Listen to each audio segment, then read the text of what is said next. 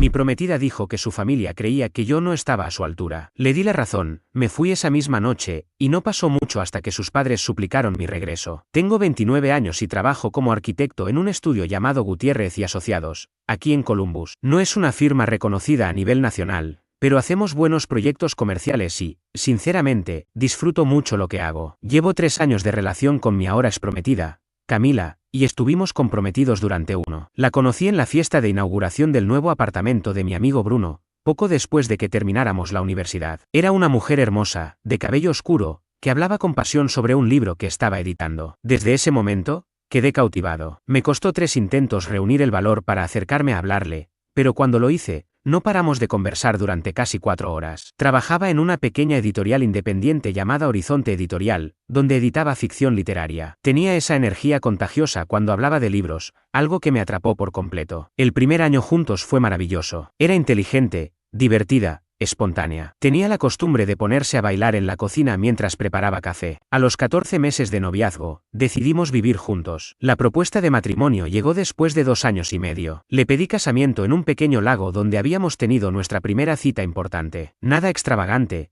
pero era especial para nosotros. Su familia, sin embargo, ¿por dónde empiezo con Gabriel y Elena Morales? Gabriel es asesor financiero y tiene su propia firma, Morales Capital. No es una gran corporación, pero maneja inversiones de familias adineradas de Columbus, del tipo que frecuenta clubes exclusivos. Elena no trabaja, proviene de una familia tradicional con dinero heredado desde hace generaciones. Viven en una enorme casa colonial en Upper Arlington, en un barrio donde las viviendas comienzan en los $800,000 y los vecinos compiten por quién tiene el césped más perfecto. Desde el primer día, me hicieron sentir inferior sin decirlo de forma directa. Todo eran comentarios velados y preguntas cargadas de doble sentido. Por ejemplo, cuando cenábamos con ellos en su club, Gabriel preguntaba con tono condescendiente: ¿tu estudio está trabajando en algún proyecto importante en la ciudad? Sabiendo perfectamente que la respuesta era negativa. Elena siempre encontraba la manera de sacar a relucir a Sergio, el exnovio de Camila, quien aparentemente estaba teniendo un gran éxito en Nueva York trabajando para una firma financiera. Comentarios como: Sergio acaba de comprarse un departamento en Tribeca o Sergio preguntó por ti en la fiesta de los Navarro el fin de semana eran frecuentes. Nada grosero, pero constantes. Un desgaste silencioso. Lo que me aliviaba era que Camila siempre me tomaba de la mano bajo la mesa, rodaba los ojos cuando sus padres no miraban y desviaba el tema cuando las preguntas se tornaban demasiado incómodas. Luego, me pedía disculpas por ellos y me decía que solo estaban siendo protectores. Yo creía que éramos un equipo, que estábamos juntos en esto. Vengo de una familia de clase media de Dayton. Mi padre es profesor de historia en secundaria y mi madre trabaja en la biblioteca pública. Me pagué los estudios en la Universidad Estatal de Ohio con préstamos y empleos a medio tiempo. Nada de lo que avergonzarse, pero claramente no era el origen que los Morales esperaban para su hija. Aún así, creía que el amor podía con todo, que eventualmente me aceptarían. Error. Recuerdo perfectamente la fecha en que todo se vino abajo, 18 de abril de 2024, un jueves. Ese día había tenido una reunión larguísima con un cliente, tratando de cerrar el diseño de un complejo de usos mixtos que había liderado por meses. El cliente seguía cambiando detalles estructurales clave, y la reunión se extendió 3 horas más de lo previsto. Llegué a casa agotado. Solo quería relajarme un rato con Camila y pedir comida tailandesa. Vivíamos en un apartamento en una antigua fábrica reformada en Short North. No era barato, pero nos encantaba el estilo industrial, con ladrillos a la vista y techos altos. Al entrar, la vi sentada en la isla de la cocina, mirando fijamente su portátil. Me extrañó, porque ella siempre hablaba sin parar, de su trabajo, de algún libro, de cualquier cosa. Esa noche, silencio absoluto. Hola, le dije, dejando las llaves en el cuenco de la entrada. ¿Cómo estuvo tu día? Nada. Seguía mirando la pantalla como si escondiera los secretos del universo. Camila, ¿estás bien? Almorcé con mis padres hoy, dijo al fin, sin levantar la vista. Ah,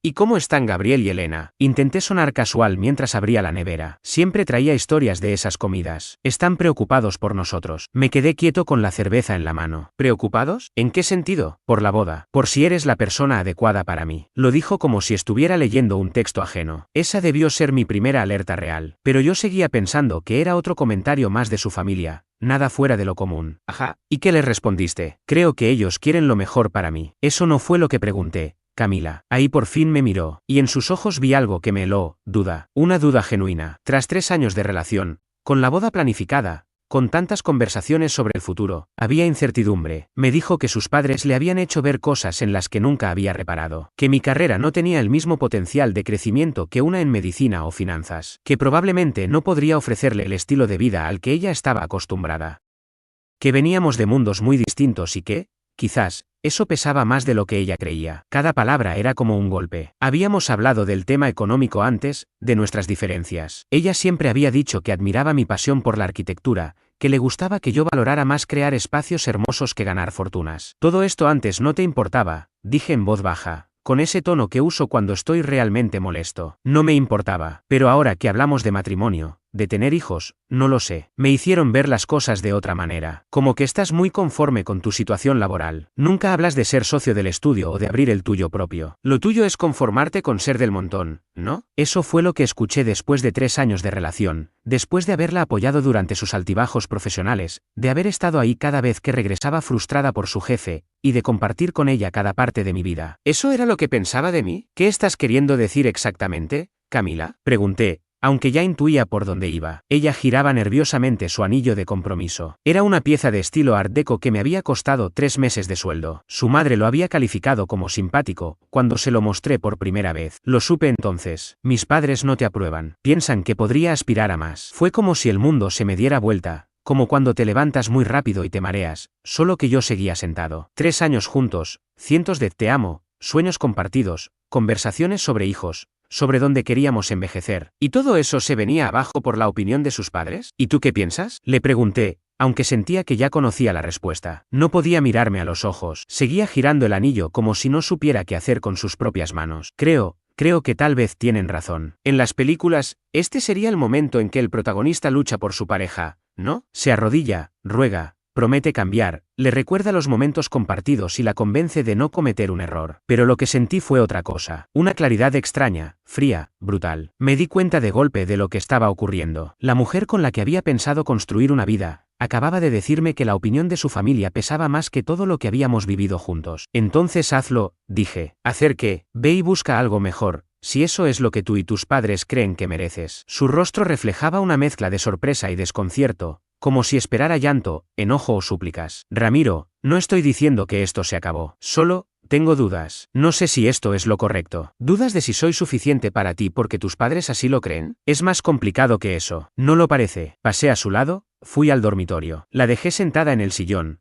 paralizada, con miedo, tal vez. Necesitaba espacio para pensar. Me metí en la ducha, el agua hirviendo cayendo sobre mi espalda, mientras trataba de procesar todo lo que acababa de pasar. Cuando salí, ya tenía un plan. Hay algo que no había mencionado. Y aquí es donde las cosas se ponen realmente interesantes. Contrario a lo que pensaban los padres de Camila, no era un arquitecto promedio. Desde hacía 8 meses, yo era el arquitecto principal del proyecto Riverside, una obra de gran escala que iba a transformar por completo una zona degradada del centro de Columbus. Era un desarrollo mixto con viviendas, espacios comerciales, tecnología sostenible. Todo, un proyecto de $40 millones. El tipo de encargo que cualquier firma de arquitectura soñaría conseguir. Y yo estaba al frente del diseño. Era, sin duda, el proyecto más grande de mi carrera. Y también el más importante que mi firma había conseguido. Pero, curiosamente, casi nunca hablaba de ello en casa. No porque fuera un secreto, sino porque cada vez que intentaba hablar del tema, Camila perdía el interés al instante. Le brillaban más los ojos hablando de su trabajo en Horizonte Editorial que escuchando sobre los desafíos técnicos que yo enfrentaba. Así que dejé de contárselo. Ella también tenía problemas. Su jefe era una pesadilla que maltrataba a todo el equipo. Yo prefería que ella se desahogara. Creí que estaba siendo comprensivo. Grave error. Esa noche no pude dormir. Me pasé horas mirando al techo, repasando cada interacción con los padres de Camila en los últimos 3 años. Todos sus comentarios disfrazados sobre mi potencial o mi proyección. A las 2 de la madrugada, me levanté y, por impulso, busqué mi nombre en internet. Y ahí fue cuando me di cuenta de algo que me dejó boquiabierto. El proyecto Riverside llevaba meses siendo destacado en revistas especializadas. Aparecía en Architecture El Record,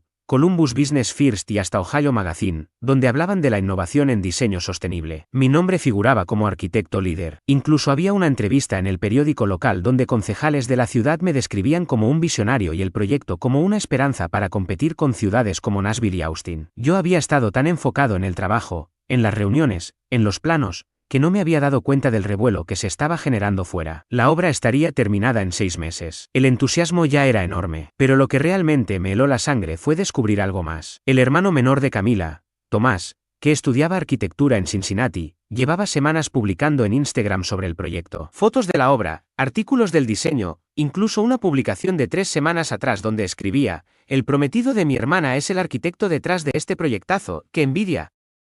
Muero por ver cómo queda. 3 semanas atrás, justo 2 semanas antes del famoso almuerzo familiar tras el cual Camila empezó a tener dudas. Y ahí me cayó la ficha. Gabriel y Elena, sus padres, ya sabían perfectamente lo bien que me estaba yendo, pero aún así intentaron desestabilizar la relación. ¿La razón? Pasé las siguientes horas investigando, revisando registros públicos, bases de datos. Todo lo que descubrí me abrió los ojos. La empresa de inversiones de Gabriel, Morales Capital, estaba en apuros. No se trataba de una bancarrota inminente, pero sí de una caída evidente. Sus informes financieros mostraban una disminución constante de los activos gestionados. Había perdido al menos 3 clientes importantes en el último año. Un declive lento, que por fuera podía parecer manejable, pero que seguramente lo tenía al borde del colapso en privado. Lo de Elena era todavía más enrevesado. Su herencia estaba atrapada en un fideicomiso complejo que no podía ser tocado hasta que los hijos cumplieran 35. Camila tenía 28, pero había más. Encontré documentos judiciales que mostraban que Elena y sus hermanos estaban envueltos en una disputa legal por la herencia de su padre. Todo estaba enredado en los tribunales por activos disputados y un testamento cuestionado. Ellos no querían que Camila se casara por amor. Querían que se asegurara económicamente. Y ahí estaba yo,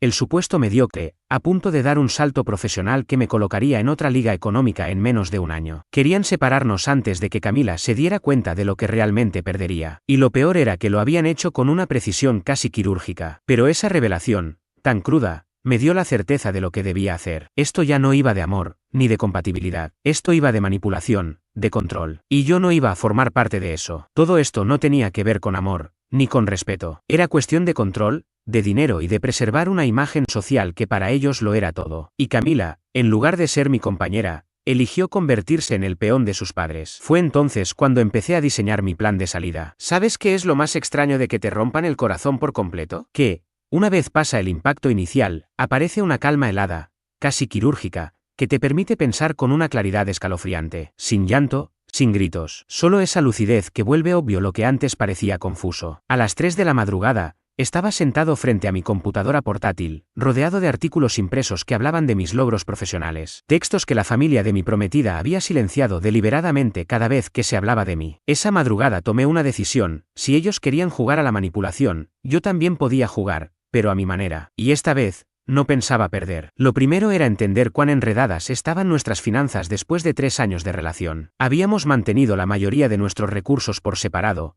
algo que ahora me parecía una de las decisiones más inteligentes que tomé. Aún así, existían suficientes vínculos económicos como para tener que hacer una limpieza minuciosa. Camila figuraba como usuaria autorizada en una de mis tarjetas de crédito, la que usábamos para gastos compartidos como compras, salidas o cenas. Tenía un límite de $5.000 y solía gastar entre 800 y 1.200 al mes. El contrato de alquiler estaba a mi nombre, ya que mi puntaje crediticio era mejor cuando nos mudamos hace 2 años. También todas las cuentas de servicios, electricidad, gas, internet, e incluso las plataformas de streaming. Pasé una hora entera haciendo un esquema con cada uno de esos vínculos financieros, por más mínimos que fueran. La suscripción al gimnasio, la membresía conjunta de Costco, incluso el descuento que obtenía en el seguro del auto por figurar como miembro de mi hogar. Luego, empecé a documentar todo lo que había pagado a lo largo de la relación. Y me refiero a todo: cenas, viajes, entradas a conciertos, ese aniversario en el refactory donde gasté $400 en una sola comida, el anillo de compromiso que me costó 3 meses de salario después de impuestos, e incluso ese vuelo que cubrí para que asistiera a la boda de su prima porque no tenía dinero en ese momento. No pensaba pedirle que devolviera nada de eso. No soy así, pero necesitaba tener claro cuánto había invertido emocional y económicamente en alguien que estaba dispuesta a dejarlo todo porque sus padres pensaban que no era suficiente para ella. La suma final superaba los $30.000 en 3 años, sin contar alquiler ni gastos mensuales. A eso de las 4 de la madrugada, llamé a mi amigo Sergio. Lo desperté,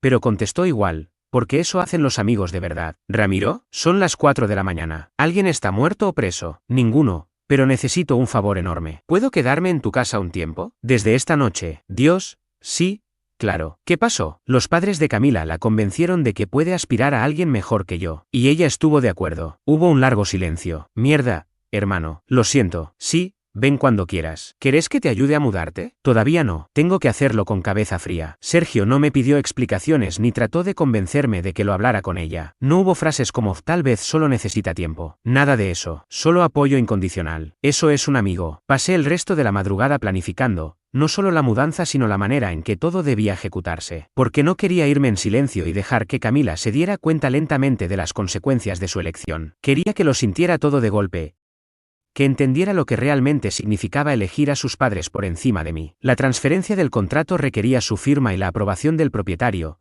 pero yo podía iniciar el trámite por mi cuenta. La cancelación de la tarjeta sería inmediata, su tarjeta simplemente dejaría de funcionar la próxima vez que intentara usarla. Los servicios los mantendría activos por un mes, para darle tiempo de registrarlos a su nombre. No soy un monstruo, pero sí quería que comprendiera lo que implicaba hacerlo mejor que yo. Escribí 4 versiones de una nota antes de quedarme conforme. Nada emocional, ni amarga, solo hechos fríos y profesionales. Le explicaba que me iba, lo que debía hacerse, los plazos, todo detallado como si se tratara del cierre de una sociedad empresarial. Esa misma mañana llamé a Recursos Humanos en la empresa donde trabajo. Les expliqué que atravesaba una situación personal y necesitaba algunos días libres. Mi jefe, David, fue comprensivo y me dijo que tomara el tiempo que necesitara. Cuando Camila se levantó a las 7 de la mañana, yo ya tenía todo perfectamente programado. Le preparé su café, la besé como cualquier otro día y le pregunté por sus planes. Ella pareció aliviada de que no retomara la discusión de la noche anterior. Tal vez podamos hablar esta noche, con la cabeza más fría, dijo mientras se miraba al espejo del pasillo. Sí,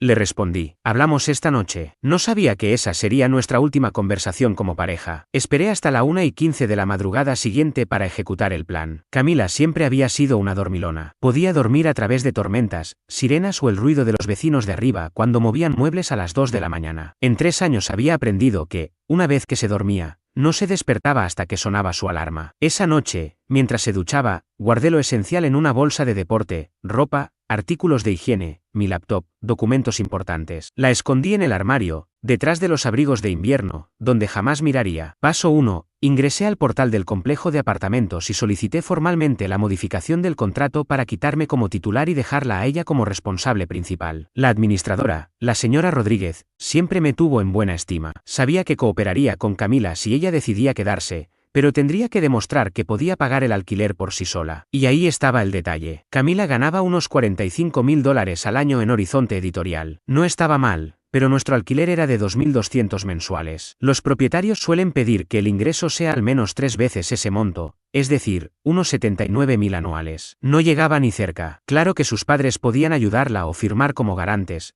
pero eso implicaría reconocer que echaron al hombre que compartía los gastos con ella. Una conversación incómoda, sin duda. Paso 2. La removí como usuaria autorizada de mi tarjeta y solicité una nueva solo para mí. La tarjeta actual dejaría de funcionar en menos de 24 horas, y la nueva llegaría entre 3 y 5 días hábiles. Transferí el saldo a otra cuenta para evitar problemas. Paso 3. Hice un listado con todos los servicios que estaban a mi nombre: luz, gas, agua, internet, cable, incluso el estacionamiento mensual. Le daba 30 días para transferir todo a su nombre antes de cancelar. No iba a dejarla de un día para otro, pero tendría que encargarse de todo por sí misma. Paso 4. La nota. Clara, directa, sin rastro de emoción. Camila, he decidido aceptar tu conclusión de que puedes aspirar a algo mejor que yo. He iniciado el trámite para dejarte el contrato del apartamento. También te he removido de mi tarjeta de crédito. Todos los servicios seguirán activos hasta fin de mes para que tengas tiempo de hacer el cambio. Te deseo lo mejor. Organizaré la recogida de mis cosas la próxima semana. Por favor, dime cuándo no estarás en casa. Te deseo lo mejor, Ramiro. Dejé esa nota sobre la encimera de la cocina,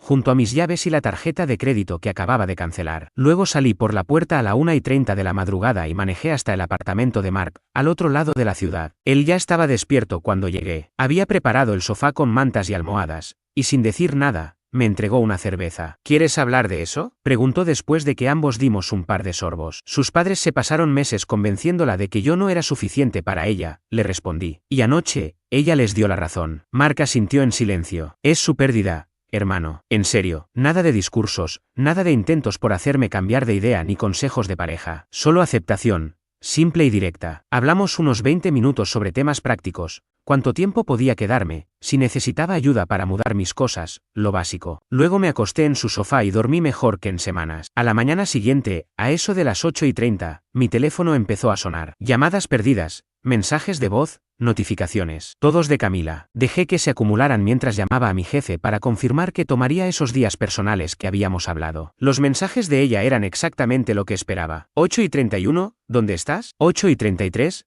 tu nota no tiene sentido. Llámame. 8:47, Ramiro, esto es absurdo. Tenemos que hablar. 9:15, no puedo creer que te haya sido así. 9:22, el casero llamó preguntando por una transferencia del contrato. ¿Qué pasa? 10:18, cancelaste la tarjeta. ¿Cómo se supone que compre comida?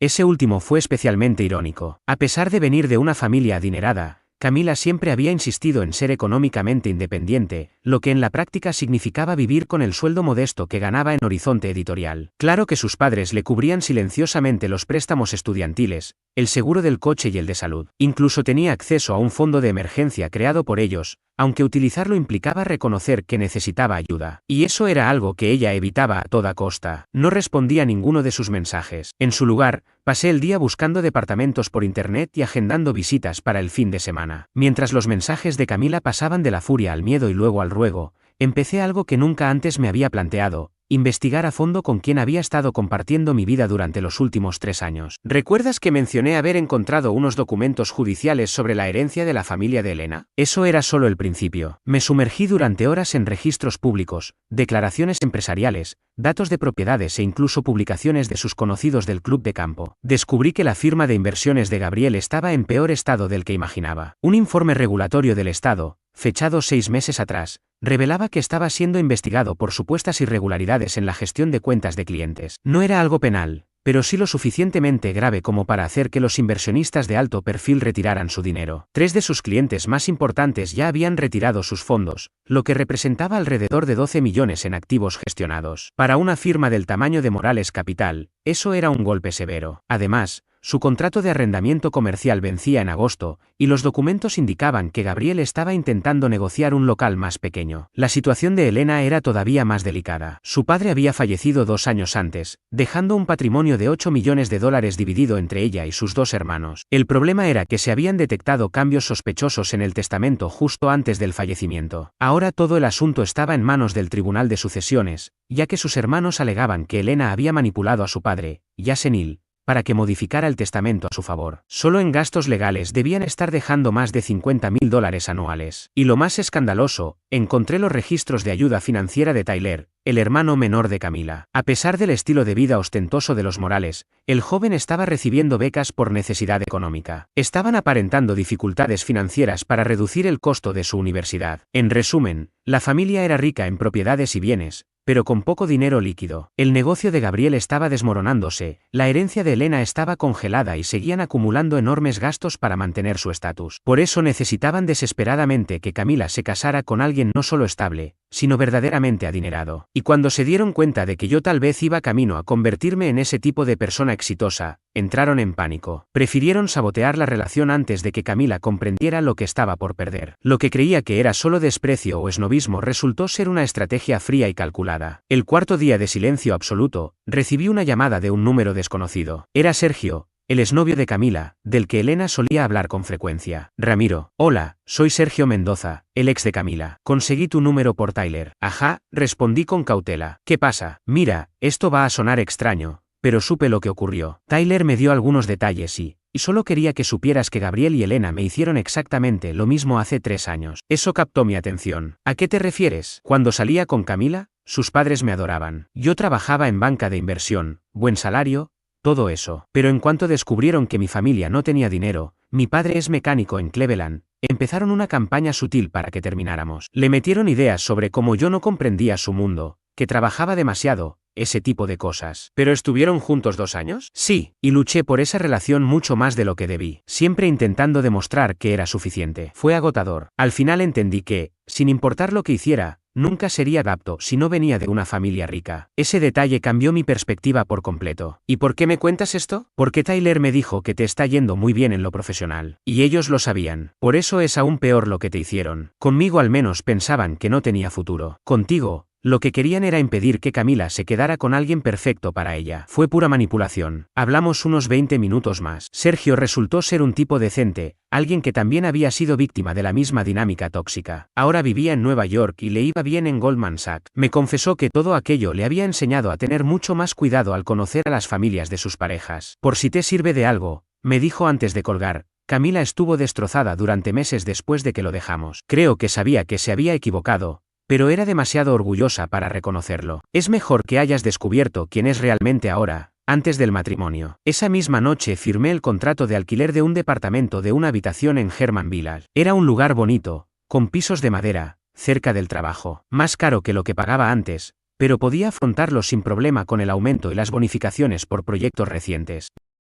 Mientras tanto, los mensajes de Camila habían ido cambiando. El primer día, pura ira y confusión. El segundo, angustia por lo práctico. El tercero, súplicas y promesas de arreglarlo. El cuarto, no quise decir lo que dije sobre mis padres. El quinto, por favor, solo hablemos. Te amo. Eso fue lo que escribió Camila en su último mensaje, 5 días después de que me fui. Yo respondí con uno solo. Pasaré a recoger mis cosas la próxima semana. Las cuentas están pagadas hasta fin de mes. Avísame cuando no estarás en casa. Su respuesta fue inmediata. Por favor, no hagas esto. Te amo. Podemos solucionarlo. Demasiado tarde. El sexto día ocurrió algo que no esperaba. Una llamada de Gabriel Morales, su padre. Estuve a punto de no contestar, pero la curiosidad me venció. Ramiro, dijo, con un tono muy distinto al usual. Necesitamos hablar. No creo que tengamos nada pendiente, Gabriel. Camila, no está bien. Todo esto se ha salido de control. Lamento oírlo, pero ya no es asunto mío. Suspiró profundamente. Tal vez me excedí. Dije cosas que no debía. ¿Apenas te diste cuenta? ¿Podríamos vernos? Elena y yo quisiéramos hablar contigo, aclarar algunas cosas. Acepté solo por una razón. Quería saber qué estaban planeando. Al día siguiente, entré a la cafetería cerca del campus. No esperaba encontrarme con toda la familia reunida.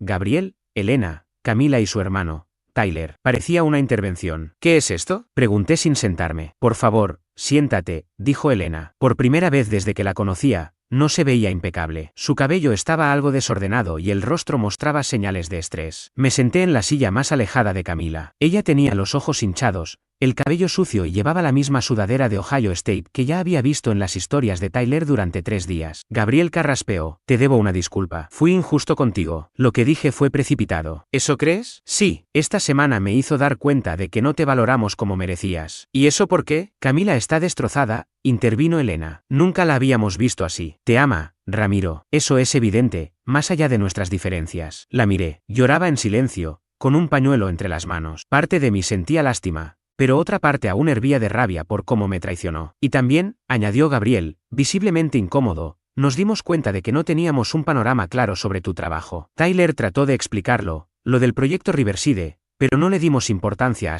¿Hasta qué? Pregunté. Hasta que investigué por mi cuenta, hice algunas llamadas, leí artículos. No sabía que eras el diseñador principal de un proyecto tan relevante. ¿Y por qué no nos lo contaste antes? Preguntó Elena. Porque no debería importar, respondí. Soy arquitecto porque amo crear, no para impresionar a los padres de mi pareja. Eso los dejó en silencio. Por primera vez, Gabriel parecía avergonzado. Nos equivocamos, admitió en voz baja. Te juzgamos mal. Influimos en la decisión de Camila. Dudamos de ti sin conocerte. No influyeron en nada, lo corregí. Ella es adulta. Tomó su propia decisión. Eligió su aprobación antes que nuestra relación. Fue un error, dijo Camila, hablando por fin entre sollozos. Estaba confundida. Tenía miedo. Dejé que me manipularan. Me arrepiento cada segundo desde que te fuiste. Estamos aquí para pedirte que lo reconsideres, dijo Gabriel. Queremos darte otra oportunidad, para ustedes, y también para nosotros como familia. Los miré uno por uno. Esta era la misma familia que durante meses minó nuestra relación. ¿Y ahora querían que reparara el desastre? ¿Y ese cambio repentino, Gabriel? ¿Es porque ahora sí parezco exitoso? No, respondió, aunque desvió la mirada por un instante. Es porque nunca vi a mi hija tan deshecha. Y sé que es culpa mía. No se trata solo de ella, añadió Elena. Te juzgamos mal como persona. Ahora vemos que eres alguien íntegro, trabajador y apasionado. Lo que deseamos para Camila, aunque no supimos reconocerlo. Pero lo que ellos no sabían era que yo también había investigado. Morales Capital no estaba solo en problemas, estaba prácticamente hundido. 2 clientes más habían retirado su inversión en los últimos días, probablemente por la investigación que se les venía encima. En el caso de Elena, Su situación legal iba en picada, documentos judiciales mostraban nuevas demandas por fraude iniciadas por sus propios hermanos. No era solo preocupación por la felicidad de Camila, era miedo. Sabían que habían destruido el vínculo de su hija con alguien que estaba a punto de despegar financieramente, justo cuando ellos caían. Por favor, dijo Camila, estirando su mano hacia la mía. La retiré antes de que me tocara. Sé que arruiné todo, continuó. Te lastimé, pero te amo. No por lo que ganas ni por tu trabajo. Amo al hombre que me hace reír, que escucha mis quejas del trabajo, que se acuerda de que me gusta el café con leche de avena aunque lo deteste. Pero no me defendiste, dije con voz baja. Cuando ellos dijeron que no era suficiente, te quedaste callada. Les diste la razón. Estaba confundida, con miedo al compromiso. No era sobre ti, era sobre mí. ¿Y ahora tienes miedo de pagar el alquiler sola? Se estremeció como si la hubiese golpeado. Eso no es justo. ¿No? Qué curioso que tu amor renaciera justo cuando cancelé tu tarjeta y saqué mi nombre del contrato de arrendamiento. Tyler bajó la mirada. Elena se secaba las lágrimas con una servilleta. Gabriel parecía vencido. Esos detalles prácticos me hicieron ver cuánto te necesito, dijo Camila. Cuánto vacío todo sin ti. No quiero necesitarte. Quiero estar contigo. Yo no quiero que me necesiten, dije mientras me ponía de pie. Quiero que me elijan. Y cuando tuviste que hacerlo, elegiste la aprobación de tus padres. Ramiro, intervino Elena. Todos cometemos errores. ¿No crees que Camila merece una segunda oportunidad? Los observé a todos. Gabriel, desesperado por rescatar su negocio. Elena, enredada en demandas. Y Camila, que había dejado todo por complacer a sus padres. Y no sentí nada, solo esa calma helada que me protegía de sus intentos de manipularme. Les deseo lo mejor, dije mientras me daba vuelta. Espera, Camila se levantó tan bruscamente que su silla chirrió contra el piso, atrayendo miradas ajenas. Haré lo que sea, me mudaré contigo, pagaré todo por mi cuenta. Si hace falta, cortaré relación con ellos, solo no renuncies a lo nuestro. El rostro de sus padres se desencajó al oír eso, y en ese instante, supe lo que tenía que hacer. No se trata de eso, se trata de que cuando todo se complicó, me mostraste quién eras. Alguien que pone el estatus y la opinión ajena por encima del amor y la lealtad. Alguien que solo ama cuando es conveniente. Me fui de ese café sin mirar atrás.